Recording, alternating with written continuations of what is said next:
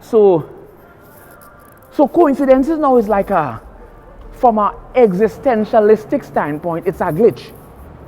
It's an irregularity in nature, you know.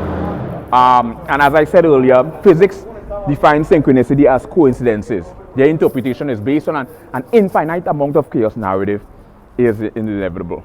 You know, psychology now have a completely different perspective of coincidences, to me, which I find is a fascinating phenomenon, because psychology now attribute coincidences to, not based on an infinite amount of chaos narrative is inevitable. Psychology now interpret coincidences on selective reasoning and confirmation bias.